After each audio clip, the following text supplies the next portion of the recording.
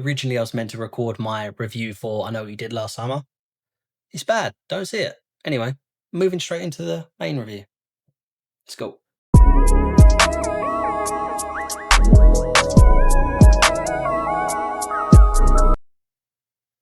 Fantastic Four First Steps is directed by Matt Shakman, who directed WandaVision, but more importantly, It's Always Sunny in Philadelphia.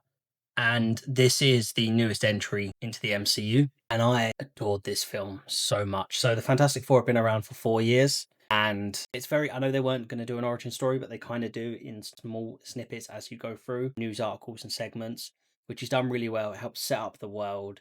You get thrown into the retro futuristic style world, which feels lived in. It feels amazing. You get to understand how they are perceived by the public, and I loved all of that. I'm going to go through my pros super quick. Vanessa Kirby as Sue Storm is incredible in this film.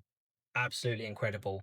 Everyone gets their moment to shine, and she has this speech in this film that left me I was completely immersed. Like I was fully.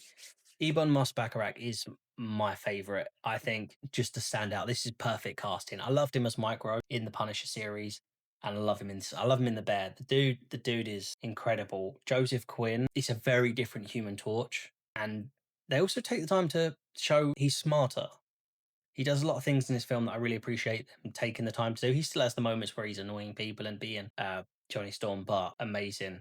Pedro Pascal's great, as always. I mean, it's Pedro Pascal. He's exactly what you expect. Shredded as well. I like that. No, that was weird. Ralph Ineson is incredible. I know I'm saying everyone's great. Everyone in Matt Shakman brings out the best of this cast. Like as Galactus, Ineson, terrifying, and something I always appreciate when films do, which a few films recently, Jurassic World, haven't managed to do, which is bring scale to a big character, to a big villain, and you feel the scale. It's not a spoiler. In the trailer they say he asked too high of a price. That entire scene might be one of the greatest sequences I've ever seen in a comic book film. Straight up, from the moment they get there to the moment they leave, that entire sequence completely blew me away. Natasha Lyonne is wasted in this film, as is Shia LaBeouf a little bit. The moments that Julia Garner is on screen, perfect, absolutely perfect, but they're far and few. I think could have done with more. And also, you don't get the same MCU humor, which I know a lot of people is very divisive on. For me, I love it. Blend the heart with the humor. I think that's something the MCU's always done really well. Not all of their outings, but you can't win them all. Going back to the beginning, a little bit, talking about them setting up the world. I love when comic book films do this. They let them be comic book films. You get moments of them fighting these C-list villains. You get to see them in action. It was one of my favorite moments of Infinity War when Iron Man's fighting Obsidian. Spider-Man just comes in because it felt like a comic book. The only thing that was missing was the little bar. See this issue, and I loved that. Paul Walter Hauser as well is great. They were very shy on his role at first, I believe, and I won't spoil it.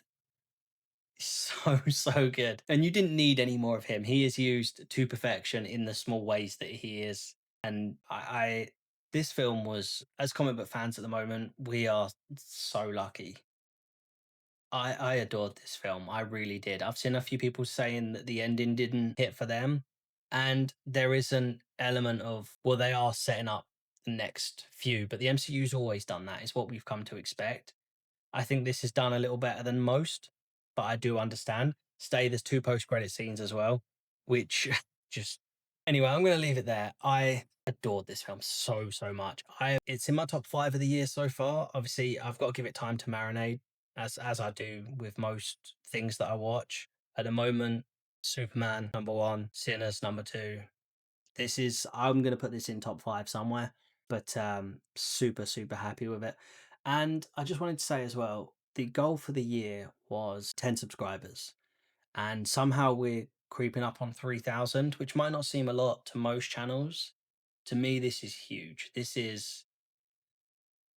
There's no words that I can express how much it means to me. I don't understand it. I'm super grateful, but it makes no sense. So that's an insane amount. It's a number that we never thought it's just me behind here. I never thought was possible. So I just wanted to take a second to say thank you. I've also dropped the book links and a new tip link down below, which is just going to go towards advertisement and funding the channel. Maybe getting a new camera eventually. That would be lovely. This thing is old, but it's hanging in. And but yeah, anyway, I just wanted to take a second and say thank you because it means the world to me and I really appreciate it. So before you go, if you've made it this far, please like, subscribe, comment your favorite superhero movie, favorite Fantastic Four movie. Did you see this? What did you think? And yeah, so thank you so much. Super grateful. Means the world. Can't wait to chat with you again.